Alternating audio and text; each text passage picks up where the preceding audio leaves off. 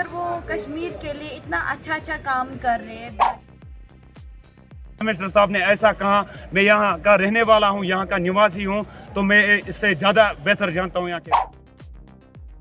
जो कि टेरर था यहाँ पे, पहले ही फर्स्ट ऑफ ऑल में टेरर निकाला, यहाँ पे टेरर को दफा किया।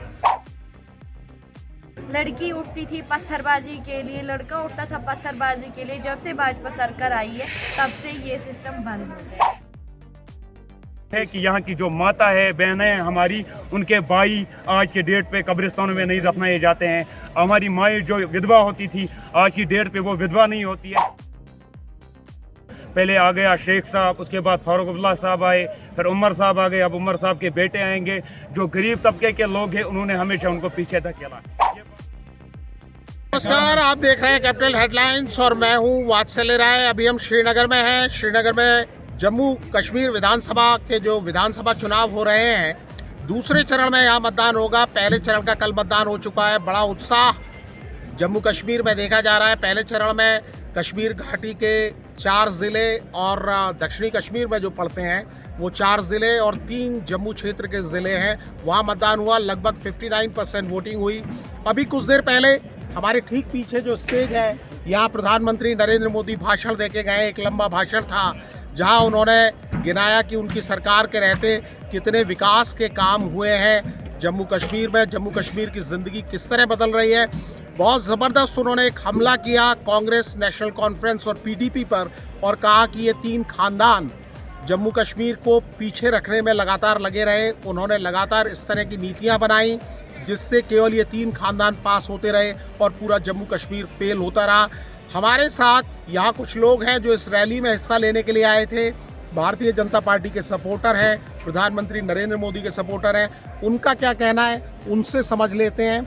यहाँ ठीक ठाक लोगों की गैदरिंग थी एक समय में, लेकिन अभी जैसे ही मोदी जी गए हैं पूरा मैदान ये खाली हो गया। स्टेडियम है श्रीनगर का। मैं जानना चाहूँगा आपसे, आपका क्या नाम है? दाऊद बेग। दाऊद बेग, प्रधानमंत्री नरेंद्र मोदी अभी उन्होंने बताया कि क्या क्या उन्होंने किया जम्मू कश्मीर के लिए, और 3 खानदान का जिक्र किया जिसमें कांग्रेस की बात की, नेशनल कॉन्फ्रेंस की बात की, पीडीपी की बात की।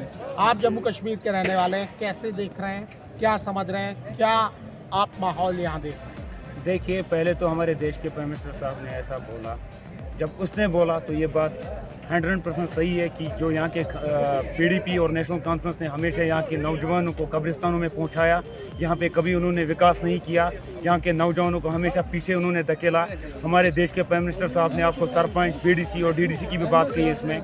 उसने इसलिए ये बात कही क्योंकि ये लोग कभी किसी गरीब को आगे नहीं बढ़ने देते थे, सियासत में आने नहीं देते थे, क्योंकि उन्होंने एक अपना राज बनाया था। पहले आ गया शेख साहब, उसके बाद फारूक अब्दुल्ला साहब आए, फिर उमर साहब आ गए, अब उमर साहब के बेटे आएंगे। जो गरीब तबके के लोग हैं उन्होंने हमेशा उनको पीछे धकेला। ये बात 100% सही है। इन्होंने कभी जम्मू कश्मीर का विकास नहीं चाहा। जब से देश में प्राइम मिनिस्टर श्री नरेंद्र मोदी जी की सरकार आई है, भारतीय जनता पार्टी की, तब से जम्मू कश्मीर में आप बताइए कहाँ पे एक भी कैजुअलिटी होती है। आज की डेट पे अगर आप देखोगे सबसे बड़ी डेवलपमेंट अगर है तो वो ये है कि यहाँ की जो माता है, बहनें हैं हमारी, उनके भाई आज के डेट पे कब्रिस्तानों में नहीं दफनाए जाते हैं। हमारी माएँ जो विधवा होती थी, आज की डेट पे वो विधवा नहीं होती है। यह सबसे बड़ी डेवलपमेंट है। देश के प्राइम मिनिस्टर साहब ने ऐसा कहा, मैं यहाँ का रहने वाला हूँ, यहाँ का निवासी हूँ, तो मैं इससे ज़्यादा बेहतर जानता हूँ यहाँ के बारे में। यह 100% सही बात है। जिस तरह का माहौल है, जिस तरह की बातें की जा रही हैं, और ख़ास तौर पर घाटी में जो 47 सीटें हैं परिसीमन के बाद, 43 सीटें जम्मू क्षेत्र में आती हैं। और यहाँ दाऊद ये बताया जा रहा है कि भारतीय जनता पार्टी के सिर्फ 19 कैंडिडेट हैं, और विपक्षियों का आरोप है कि बीजेपी डमी कैंडिडेट्स, निर्दलीय के रूप में, क्योंकि 40% पूरे जम्मू कश्मीर में निर्दलीय कैंडिडेट्स हैं, तो क्या उनके सहारे भारतीय जनता पार्टी चुनाव जीतना चाह रही है? ये आरोप जो लगाया जा रहा है भारतीय जनता पार्टी पर, चाहे वो इंजीनियर रशीद को मिली जमानत हो या दूसरी चीज़ें हो, आप कैसे देख रहे हैं इसे? देखिए, पहले तो मैं आपको बोलूं कि डेमोक्रेसी हर एक का हक है। आप पार्टिसिपेट कर लो, आप किसी भी मैदान में आ जाओ, सियासी मैदान में आ जाओ, आपका हक बनता है, क्योंकि ये हमारा जो देश है ये सबसे बड़ा डेमोक्रेटिक कंट्री है हमारी, और हमारी जो पार्टी है ये देश की सबसे बड़ी डेमोक्रेटिक पार्टी है। देखिए, कोई भी मैदान में आ सकता है। ये यहाँ पे नेशनल कॉन्फ्रेंस वालों ने और पीडीपी वालों ने यहाँ पे एक ये बनाया, एजेंडा बनाया है कि इन्होंने प्रॉक्सी कैंडिडेट्स उठाए हैं। ऐसा कुछ नहीं है। भारतीय जनता पार्टी आने वाले टाइम में जम्मू कश्मीर में अपने दम पे सरकार बनाएगी। ना हम किसी का समर्थन करते हैं और ना हम किसी का समर्थन करेंगे। हम अपने दम पे यहाँ पे सरकार बनाएंगे। ये जो बोलने वाले लोग हैं कि यहाँ पे ये प्रॉक्सी कैंडिडेट्स उठा रहे हैं, इनका सिर्फ और सिर्फ ये मकसद था कि ये किसी गरीब को आगे बढ़ने नहीं देती है। चाहे इंजीनियर रशीद साहब की बात आप कर लो, वो मैदान में आ गया, वो जीतेंगे हारेंगे वो सेकेंडरी है, वो मैदान में आ गया, हम वेलकम करते हैं, उसका भी हक बनता है क्योंकि वो भी पार्टिसिपेट कर सकता है, हर एक पार्टिसिपेट कर सकता है इलेक्शन में। तो इनके पेट में इसलिए दर्द हो रहा है क्योंकि इन्होंने उमरुल्लाह साहब ने अपनी जो अभी इलेक्शन हुए नॉर्थ कश्मीर में, आपने देखा पार्लियामेंट्री कॉन्स्टिट्यूंसी में उसने इलेक्शन हार लिया। उससे उसको पता भी चल रहा है कि हमें दोनों कॉन्स्टिट्यूंसी से वे इलेक्शन लड़ रहा है, बडगाम और बीरू से, सॉरी गांधरबल से।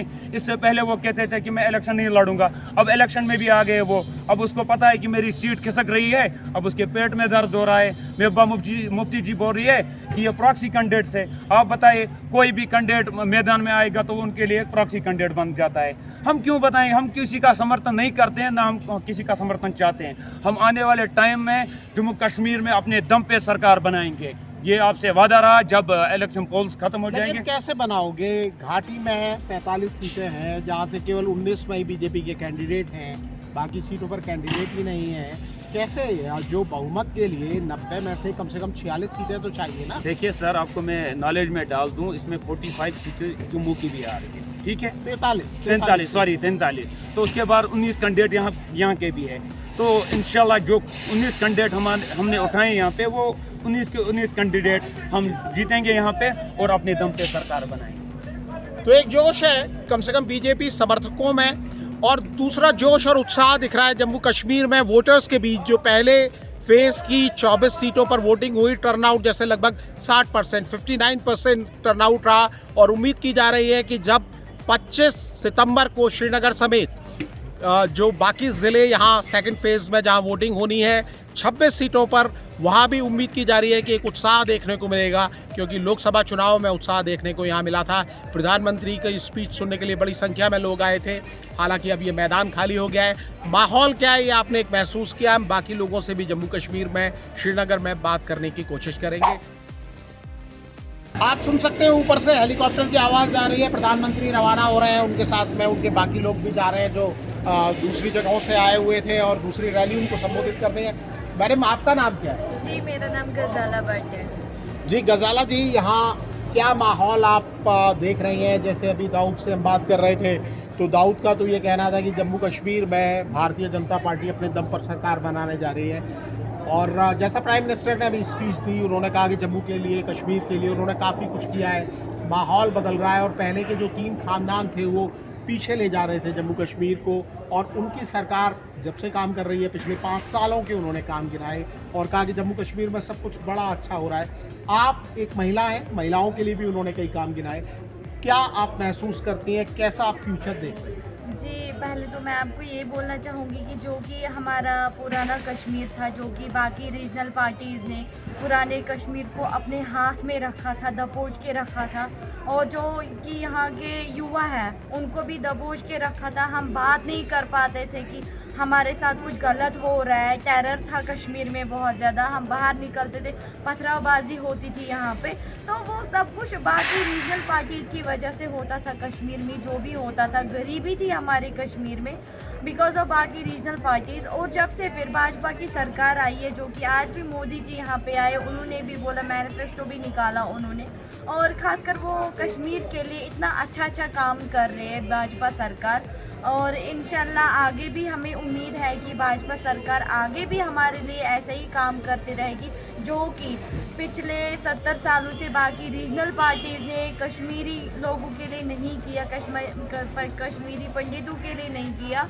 वो भाजपा सरकार ने पिछले 5 सालों में करके दिखाया और कर रही है। हम कश्मीरी के लिए, जो कि टेरर था यहाँ पे, पहले ही फर्स्ट ऑफ ऑल में टेरर निकाला, यहाँ पे टेरर को दफ़ा किया। और बाकी जो रीजनल पार्टीज़ है वो चाहती थी कि कश्मीर में हिंसा हो, यहाँ पे लड़ाई झगड़ा हो। लड़की उठती थी पत्थरबाजी के लिए, लड़का उठता था पत्थरबाजी के लिए। जब से भाजपा सरकार आई है तब से ये सिस्टम बंद है। जी हिलाल साहब, आप भी यहाँ थे, आपने प्राइम मिनिस्टर को सुना, और जम्मू कश्मीर का जो माहौल देख रहे हैं, विधानसभा चुनाव हो रहे हैं 10 साल के बाद, क्या आप माहौल देख रहे हैं? प्रधानमंत्री ने जो कहा उसके बारे में दाऊद ने एक्सप्लेन किया, आप क्या फील कर रहे हैं, आप कैसा देख रहे हैं? देखिए सर, इससे पहले यहाँ पे जो भी चुनाव होते थे, यहाँ पे 10%, 5% वोटिंग, ज़्यादा से ज़्यादा 10%, 15%। आज की डेट में आप देखिए 60% वोटिंग पोल हुई है कल की। तो इससे ये पता चलता है कि जब से श्री नरेंद्र मोदी जी ने यहाँ पे कमांड संभाली है हमारे देश की, तब से कश्मीर में विकास हुआ है। हर एक एंगल से आप देखिए, जैसे हालात यहाँ पे हर रोज़ ख़राब होते थे, यहाँ पे हर रोज़ किसी न किसी जगह झड़प होती थी, ग्रेनेड फटते थे, हर रोज़ सुनते थे हम यहाँ पे इतने मर गए, यहाँ पे इतने मर गए। जब से 2019 के बाद में ज़्यादातर मैं बताऊंगा कि हालात बहुत अच्छे ही रहे। हम बाकी लोगों से भी जम्मू कश्मीर में, श्रीनगर में बात करने की कोशिश करेंगे। फिलहाल इस वीडियो में इतना ही।